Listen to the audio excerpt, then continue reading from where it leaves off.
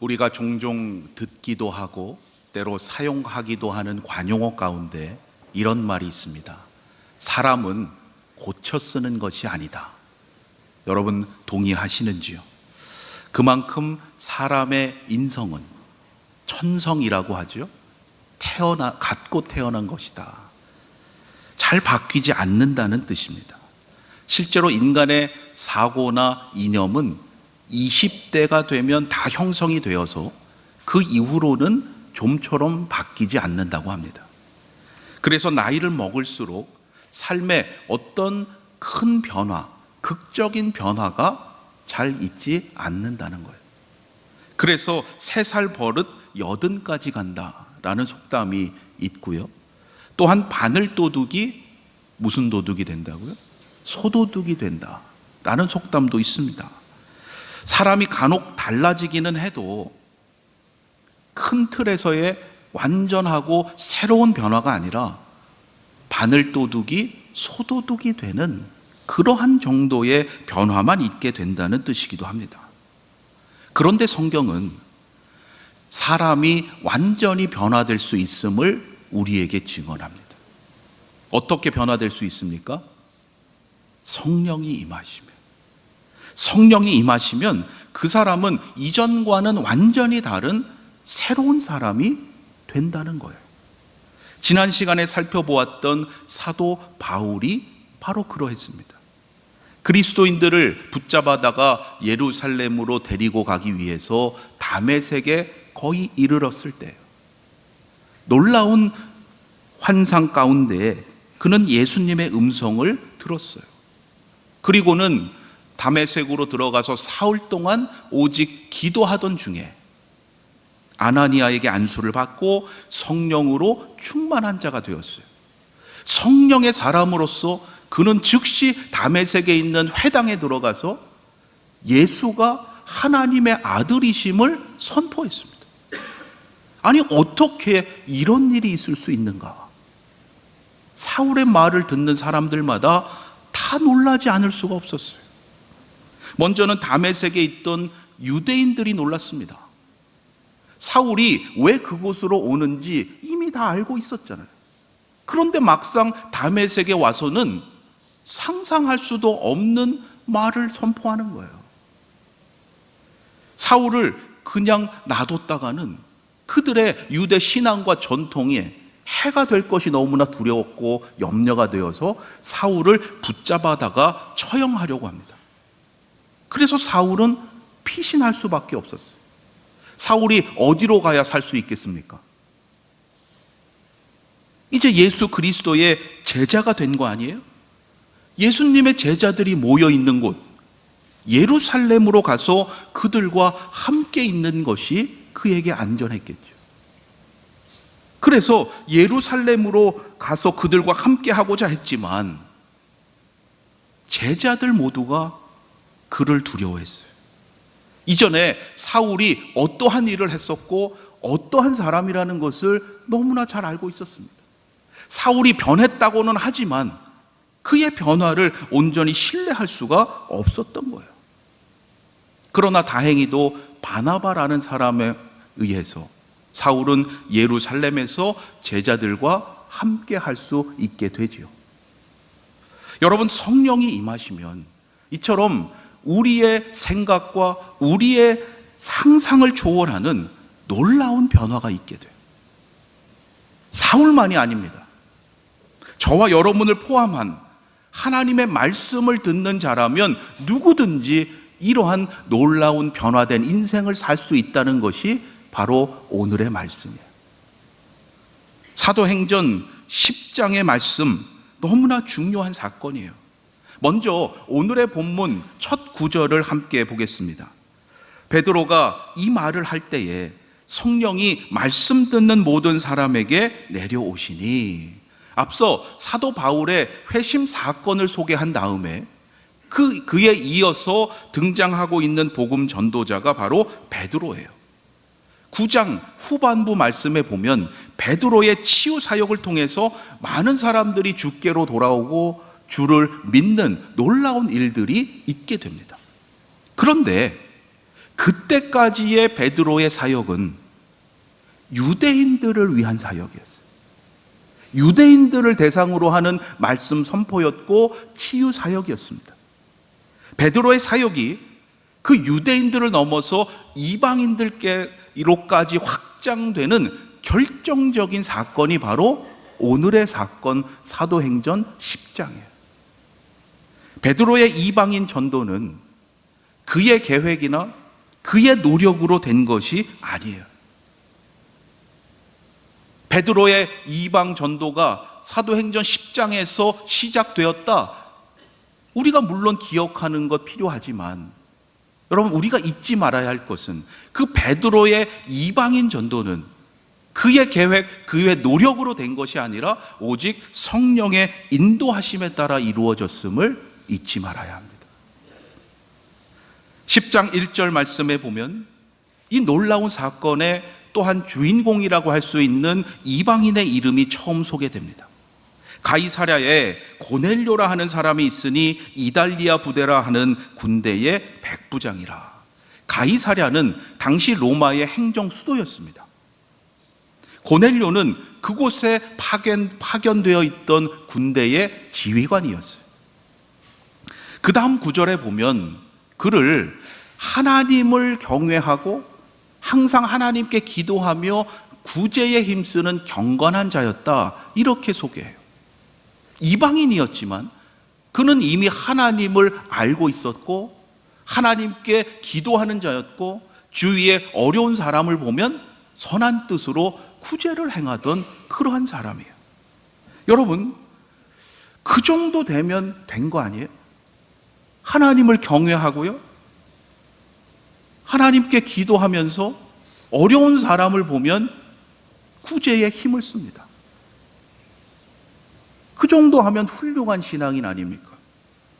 그런데 하나님은 천사를 보내셔서 그 고넬료로 하여금 베드로를 그의 집으로 오도록 청하게 하세요.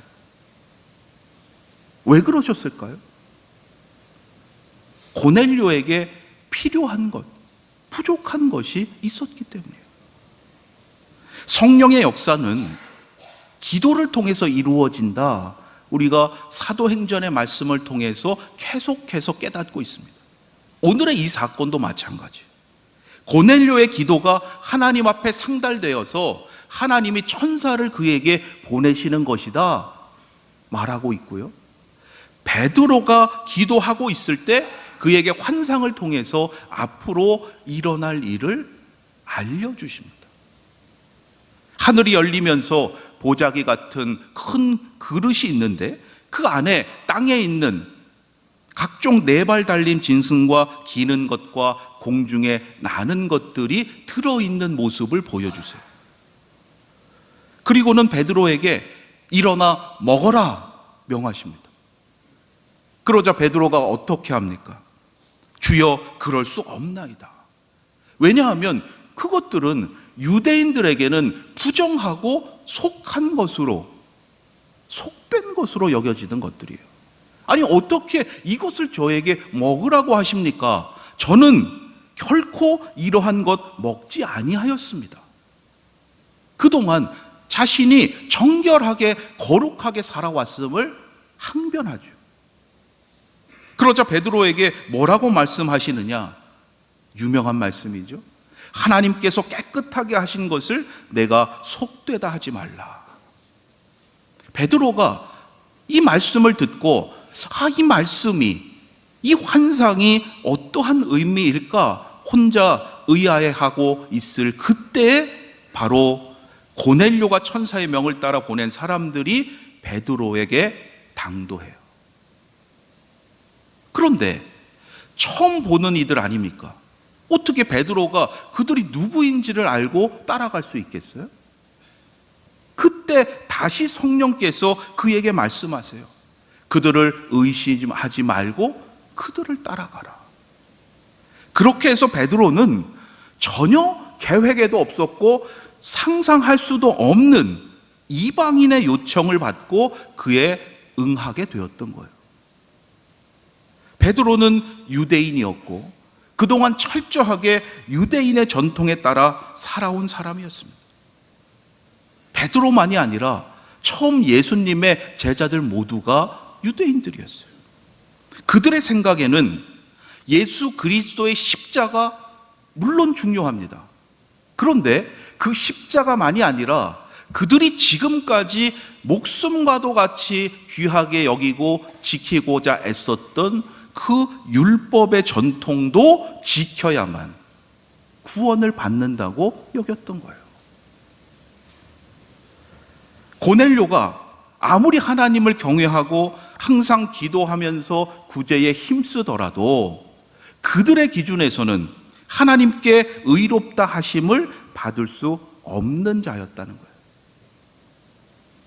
그런데 이것은 그들만의 생각이 아니라 고넬료도 그렇게 생각하고 있었을 거예요. 자신은 이방인입니다. 이제 유대인의 율법을 알고 지키기에는 분명히 한계가 있었던 거예요. 그 한계를 뛰어넘고 유대인과 이방인들의 장벽을 허무시기 위해서 하나님은 베드로를 고넬료에게 보내셔서 그들을 이처럼 극적으로 만나게 하셨던 거예요. 베드로는 아직 이러한 하나님의 계획을 알지 못한 채로 고넬료의 집에 방문을 합니다.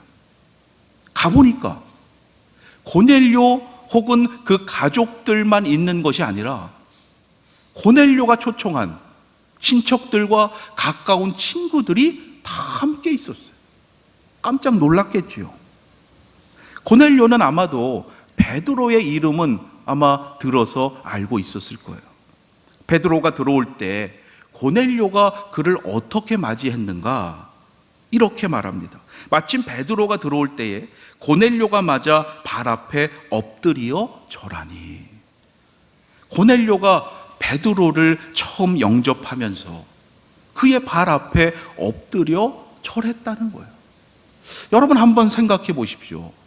베드로를 환영하는 마음은 충분히 이해가 됩니다. 그런데 고넬료는 군대의 백부장이에요. 베드로는 사실 비교할 수 없는 어부예요. 사회적인 지위나 나이나 인생의 연륜으로 본다면 결코 쉬운 일이 아닙니다. 다른 사람들, 그 가까운 사람들, 많은 사람들 앞에서 베드로에게 엎드려 절한다? 여러분, 인간의 생각으로는 할 수 없는 거예요. 어떻게 이러할 수 있었겠습니까? 고넬료는 천사의 말을 듣고 순종하면서 하나님께서 보내실 그 사람을 통해서 하나님의 말씀을 듣게 될 것이라고 믿고 사모함으로 기다렸던 거예요. 그래서 마치 하나님을 영접하듯이 베드로를 가장 겸손한 마음, 그 모습으로 맞이했던 거예요. 그 자리가 너무나 귀하고 소중한 기회임을 그는 절실히 깨달았어요. 그래서 그 자리에 자신 혹은 가족들만이 아니라 그가 부르고 초청할 수 있는 그의 친척들, 가까운 친구들을 다 함께 오도록 해서 함께 자리했던 거예요.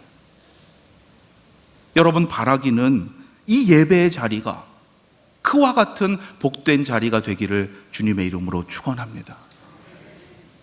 나 홀로 예배 드리는 것으로 여러분 머물지 마시고 정말 하나님의 은혜가 필요한 사람, 세상에서 위로받을 수 없는 사람, 또한 여러분이 사랑하는 가족과 친척, 친구들을 초청해서 함께 말씀을 듣는 복된 자리가 되기를 간절히 소망합니다.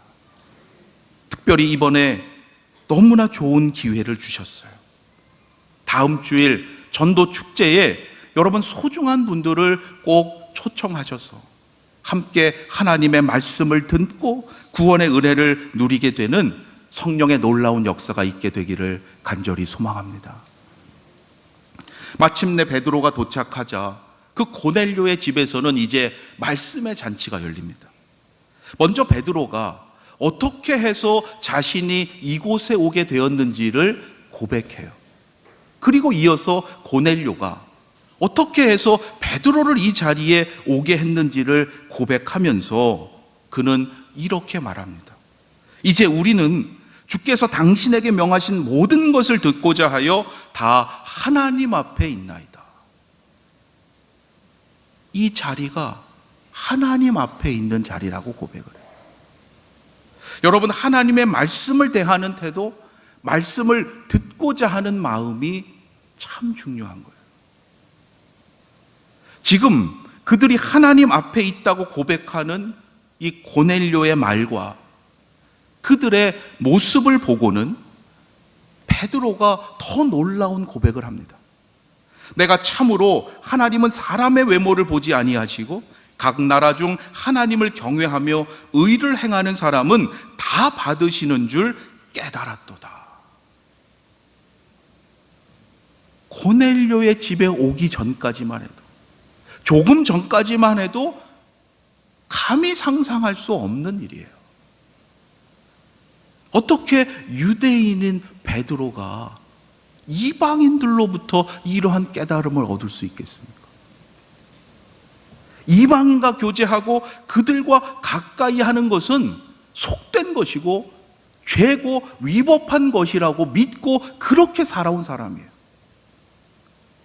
그러한 베드로를 이처럼 극적으로 변화시킨 것이 무엇이냐?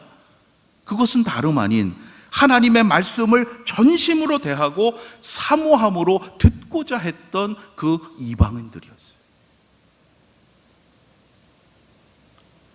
여러분, 사도행전 10장이 전하는 이 사건을 통해서 우리가 진정 깨달아야 할 것은 단지 베드로가 처음으로 이방인들을 전도했다, 그 사실만이 아닙니다. 더 중요한 것은 성령의 인도하심에 따라 전도의 사명을 감당할 때 복음을 전하는 자, 그 베드로가 먼저 하나님의 뜻을 온전히 깨닫게 되고 새롭게 변화되었다는 거예요. 그래서 전도는요, 남을 위한 것만이 아니에요. 여러분, 예수님께서 우리에게 왜 전도하라고 하셨을까요? 전도는 남을 위한 것만이 아니라 먼저 우리들을 위한 하나님의 축복이에요. 복음을 전하는 그 일을 하다 보면 여러분, 나의 믿음이 먼저 바로 서게 됩니다. 믿음의 확신을 갖게 돼요. 하나님께서 나를 향해서 어떠한 마음과 뜻을 갖고 계시는지를 분명히 깨닫게 하십니다. 베드로가 체험했던 이 놀라운 은혜가 우리 아연의 모든 성도님들에게도 있게 되길 주님의 이름으로 축원합니다. 베드로는 자신이 깨달은 이 은혜를 먼저 고백하고 나서 하나님께서 그곳에 보내시면서 주시는 말씀을 이방인들에게 선포합니다. 그 내용이 바로 오늘의 본문 바로 앞에 있는 10장 36절부터 43절까지 길게 선포되는 이 말씀의 내용을 하나의 그림으로 설명할 수 있는 것이 있어서 잠깐 보여드립니다. 이미 보신 분들도 계시죠. 지난 금요일에 개강한 트리니티 성경 공부의 신약 첫 번째 공관복음 과정에서 첫 시간에 나누는 거예요. 주일반은 오늘 오후에 보게 되실 겁니다. 이따 따로 설명 안 해도 될 만큼 잘 들으시기 바랍니다. 이 그림은 신약에 있는 4개의 복음서들이 공통적으로 증거하고 있는 복음의 핵심이에요. 이 그림 하나에 복음의 핵심이 들어있어요. 그리스어로 캐리그마라고 하는데요, 복음의 핵심을 이렇게 표현하고 있는 거예요. 제일 위에 해가 있고요, 가운데 십자가가 있고 십자가 위에 두루마리가 있습니다. 십자가 아래에는 빈 무덤이 있고 그 아래에는 구름이 있어요. 아, 무슨 뜻이겠구나 아마 아시겠죠? 위에 있는 해는 이제 때가 찼다라는 것을 나타내는 거예요. 두루마리는 구약의 예언을 상징하고요, 때가 참에 구약에 선포된 그 예언의 성취로서 예수님께서 이 땅에 오셨습니다. 예수님은 하나님의 아들로서 천국을 가르치셨고 신적인 능력을 통해서 치유와 이적을 행하셨어요. 그런데 이것을 못마땅하게 여겼던 이들로 인해서 십자가에 달려 죽게 되시지요.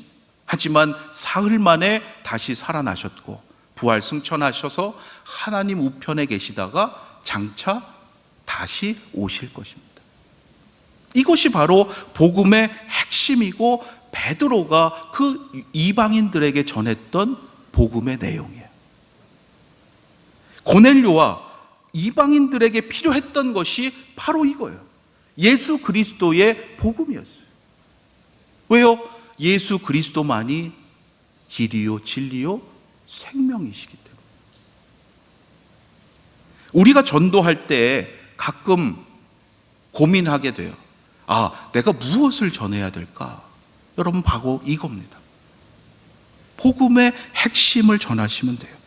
베드로가 오직 예수 그리스도의 복음만을 전했던 것처럼 우리도 그렇게 하면 됩니다. 베드로가 이 복음의 핵심을 선포할 때 놀라운 일이 벌어졌어요. 44절 말씀을 다시 한번 보겠습니다. 베드로가 이 말을 할 때에 복음의 핵심을 전하자 성령이 말씀 듣는 모든 사람에게 내려오셨다라는 거예요. 고넬료의 집에서 사모하는 마음으로 함께 말씀을 들었던 그 모든 사람들에게 성령이 임했습니다. 여기에는 매우 중요한 의미가 들어있어요. 하나님의 말씀이 선포되는 곳에 바로 성령께서 임하신다는 거예요. 여러분, 성령을 사모하시고 성령 충만한 삶을 살아가기 원하시잖아요. 그 방법이 바로 여기 있습니다. 하나님의 말씀이 선포되는 자리에 있는 거예요. 내가 열심히 일할 때 혹은 사람들과 더불어 교제할 때 물론 그때도 필요해요. 그러나 그때가 아니라 말씀이 선포되는 그곳에 있을 때 하나님의 거룩한 영이 임하신다는 것을 알려주시는 거예요. 그래서 이 예배의 자리, 말씀을 듣는 이 시간이 너무나 귀하고 중요하다고 말씀드리는 거예요. 성령께서 임하시는 이 시간에 딴 생각을 하고 있다가 그냥 돌아가시면 안 됩니다. 하나님께서 나에게 오늘 어떠한 말씀을 주실지 내가 한 말씀도 놓치지 않겠습니다. 비장하고 결연한 마음으로 여러분 선포되는 말씀에 귀를 기울이시길 바랍니다. 하나님께서 분명히 여러분의 상황을 아시고 여러분에게 필요한 하나님의 음성 들려주실 줄로 믿습니다.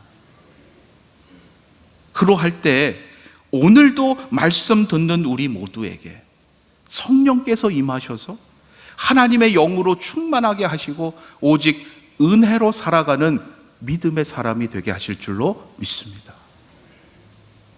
고넬료의 집에서 이처럼 말씀을 듣고 성령을 받게 되는 참 기쁘고 좋은 일이 있었어요.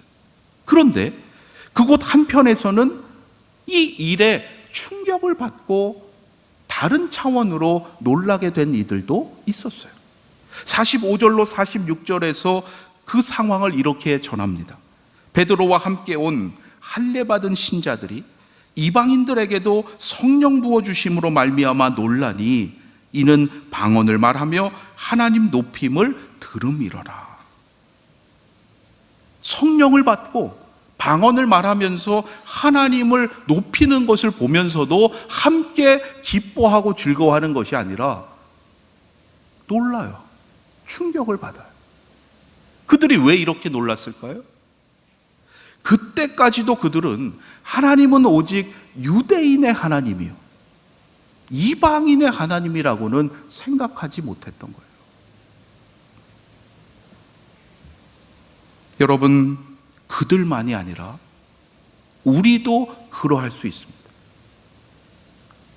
내가 가장 분명한 진리라고 생각하고 믿고 있는 것들이 여러분 복음의 진리인지를 다시 한번 점검해 보시기 바랍니다. 내가 분명한 진리라고 믿고 내가 그렇게 생각하고 살아왔던 것이 과연 복음의 진리가 맞는가? 여러분, 우리는 늘 이것을 경계해야 돼요. 그렇지 않으면 나의 주관적인 편견, 아집에 빠질 수밖에 없기 때문에. 앞서 사도 바울도 그랬어요. 주님을 만나기 전까지 사도 바울도 그랬습니다. 누구보다도 신앙에 열심히 있던 사람이에요. 기독교 역사에 보면 신앙이라는 이름으로 자신의 편견과 아집에 빠져서 잘못된 자기 확신 때문에 신앙 공동체를 어렵게 하고 힘들게 했던 일이 너무나 많이 있습니다. 여러분, 그러한 자가 되어서는 안 돼요. 여러분, 혹시 오늘 말씀 속에 이 유대인들처럼 하나님을 나의 하나님으로만 여기고 있지는 않습니까?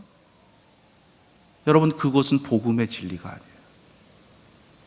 주님의 복음을 전하고 교회로 초청하고자 하는 그들도 우리처럼 하나님께서 사랑하는 이들임을 잊지 말아야 합니다.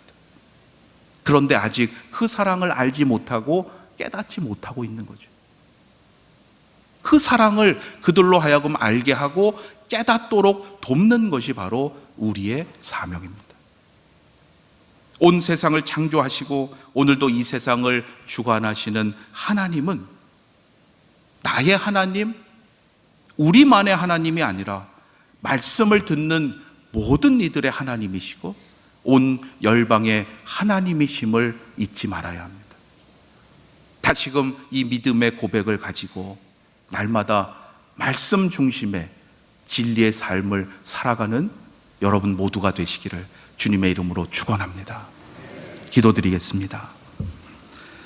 이 세상을 창조하시고 오늘도 주관하시는 하나님, 그 하나님의 놀라운 섭리 가운데 믿음의 복된 삶을 살아가게 하심을 감사합니다.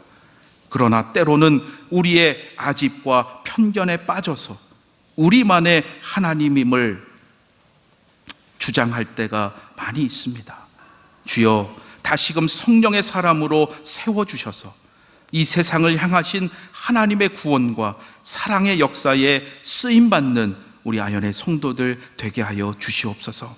날마다 말씀 중심의 믿음의 삶을 살아감으로 이 땅에 하나님의 나라가 확장되게 하시고 구원의 방주로서 귀히 쓰임받는 우리 아연교회 되게 하여 주시옵소서. 우리 주 예수 그리스도의 이름으로 기도드립니다. 아멘.